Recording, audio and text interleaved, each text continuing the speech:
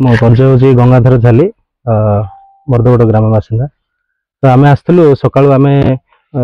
कम बर्तमान आरंभ है 2 मास पूर्व। तो प्रथम फास्ट मेंटलिंग होता प्रथम देखी तो मेंटलिंग से जो पथर गुड़ा उठी प्रथम तो ये से देखी फास्ट लेयर से प्रेसिंग हो नाला अस्पल्ट हो नाला। तो अस्पल्ट हाँपाई आम जो खबर पाइलु आसलु देखिलु ये कम किसी मानने से भल लगे तो से आम चाहूँ कम माने उन्नत धरणर हो जो थे कि समस्ते उपकृत हो पारे। तापर यहाँ आमर जो गोटे क्षुद्र जलसेचन रही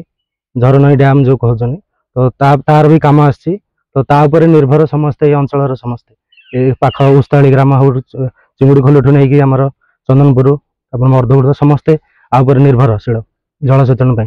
तो ये रास्ता ही ठीक ना तो समस्ते उपकृत किए भी हो पारे। तो मुख्य जिन हूँ आम गवर्नमेंट को अनुरोध करुँ। तो आम जो भाव में माने काम आम भल गुड फॉर्म आम कम हवा दरकार लंग टर्म हवा दरकार। तो समस्ते से आशायित अच्छा सब से मो ना माधव चरण पाइकरा मु जड़े आम मर्दगोड़ ग्राम साई बासिंदा। आमर अभियोग है दीर्घ दिन धरी ए रास्ताटे बहुत माने बार बार आसी कम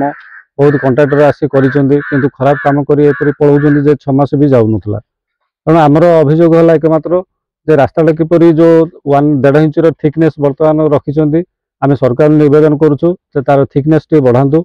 जहाँकि ए माने जो आमर झरना डैम प्रोजेक्ट थी जो प्राय आम गाँव प्राय अंचल बहुत लोक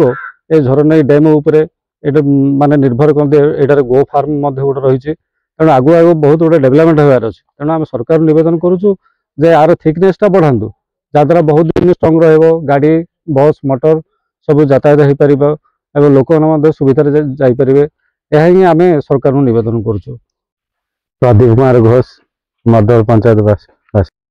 देखो ये रास्ता विगत 10 वर्ष तले एमती 2-3 जन कंट्राक्टर आसुँच रफ काम कर पलाऊँ आम गाँव वाला सफर हो से जो आम बारंबार आसिक रास्ता को तदारख करूँ मेटेलिंग आसलु एवं पिचु जे सार को आम डकईचु कार एस्टिमेट केते टंका आसी केते किलोमीटर कम हम और केते इंच थिकनेस रे पिचु पड़ो से आम जे सार को डकईले अपेक्षा करूँ 2 घंटा जे सार आसिले तार रिप्लाय देले आम देखू गोटे 500 मीटर से काम करूँ ट्रायल बेस देखू आउे काली आसिक आउे पुनः देखू तार कमटा रही आमको कम क्वालिटी दरकार कौन सालिस ना आमको कम परफेक्ट दरकार।